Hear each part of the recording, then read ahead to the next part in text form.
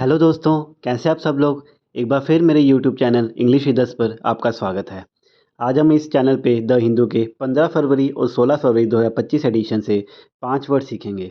Words के कुछ relevant images आपके सामने आ रहे हैं। ये वर्ड्स आपको कॉम्पिटिटिव एग्ज़ाम्स की तैयारी करने में और आपके कम्युनिकेशन स्किल्स को सुधारने में काफ़ी हेल्प करेंगे। तो शुरू करते हैं द हिंदू के 15 फरवरी 16 फरवरी एडिशन से 5 वर्ड्स। तो जो आज का पहला वर्ड है वो है इंस्टिगेट। इसका मतलब होता है किसी को प्रोवोक करना, उसे उकसाना या भड़काना। उदाहरण के तौर पे his speech instigated the crowd to protest against the government. News है no one should make China an issue in the relations and cooperation between countries और seek to instigate bloc politics and confrontation. कोई भी व्यक्ति देशों के बीच संबंधों और सहयोग में चीन को मुद्दा नहीं बनाना चाहिए या फिर गुट राजनीति और टकराव को उकसाने की कोशिश नहीं करनी चाहिए, चीनी विदेश मंत्रालय के प्रवक्ता गुओ जियाकुन ने शुक्रवार को कहा। तो इंस्टिगेट वर्ड का मतलब होता है उकसाना, जैसे कि किसी के इंस्टिगेटिंग कमेंट्स हों या जिनसे आप भड़क जाओ, ऐसे वर्ड्स को इंस्टिगेट कहते हैं। आज का दूसरा शब्द है बर्जनिंग। इसका मतलब होता है कोई चीज़ तेज़ी से बढ़ रही है, फल फूल रही है, जैसे इस इमेज में दिख रहा है। उदाहरण है the burgeoning tech industry has created numerous job opportunities. News है the other major issues is the militarization of civil society with the burgeoning of armed groups among the two communities who have termed themselves as village volunteers. दूसरा प्रमुख मुद्दा नागरिक समाज का सैन्यनीकरण है, जिसमें दोनों समुदाय के बीच सशस्त्र समूहों का उभार यानी बढ़ना हो रहा है, जिन्होंने खुद को गांव स्वयंसेवक के रूप में परिभाषित किया है और वे पुलिस थानों से लूटी हुई बंदूकें लहरा रहे हैं। तो बढ़ते हैं अपने अगले शब्द की तरफ। अगला वर्ड है स्टिग्मेटाइज करना। इसका मतलब होता है किसी को अपने कमेंट से, जैसे इमेज में दिख रहा है, कलंकित करना या बदनाम करना।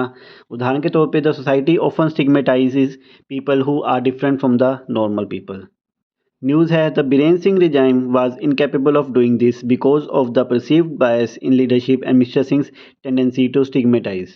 बीरेन सिंह शासन इसे करने में सक्षम नहीं था क्योंकि नेतृत्व में अनुमानित पक्षपाती रवैया था और श्री सिंह की प्रवृत्ति की जो समुदाय को एक पूरे के रूप में कलंकित करने की थी, जिससे पूरी तरह से विश्वास की कमी हो गई थी।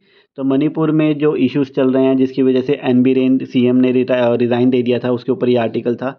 आज का चौथा शब्द है ओप्युलेंट। इसका मतलब होता है कोई बहुत ही ज़्यादा भव्य ऐशपूर्ण चीज़ होनी, लग्जरियस चीज़ होनी, कोई रिच चीज़ होनी। उदाहरण के तौर पे the opulent mansion had gold plated furniture and crystal chandeliers. News है miss Kakkar sought a detailed probe into a renovation of 2,750 crore Raj Mahal, referring to the opulent official residence of Prime Minister Narendra Modi. अनुवाद है श्रीमती कक्कड़ ने 2,750 करोड़ राजमहल के नवीनीकरण की विस्तृत जांच की मांग की, जो मंत्री नरेंद्र मोदी के भव्य आधिकारिक निवास का संदर्भ था। तो बढ़ते हैं अगले अपने आखिरी शब्द की तरफ। जो आज का आखिरी शब्द है वो है ब्रीव्ड। इसका मतलब होना है शोकग्रस्त होना या किसी के डेथ होने पर दुखी होना, जैसे इमेज में दिख रहा है। उदाहरण है the brave family struggle to cope with the loss of their loved one. News है I am extremely pained by the loss of lives due to stampede on railway platform. In this hour of grief, my thoughts are with the bereaved families, he said in a post on X। इस शोक के क्षण में मेरे विचार शोकग्रस्त परिवारों के साथ है, उन्होंने एक्स पर एक पोस्ट में कहा। तो ये डिफेंस मिनिस्टर राजनाथ सिंह का बयान आया था, जो दिल्ली में रेलवे स्टेशन में भगदड़ मच गई, उसमें कई लोग मारे गए, उसके ऊपर ये आर्टिकल था।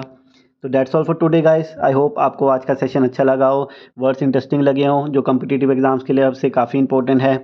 तो इन्हें डेली रीड कीजिए, रिवाइज कीजिए, धीरे धीरे ये वर्ड्स आपको याद होने लग जाएंगे। कल फिर मिलते हैं। Thank you.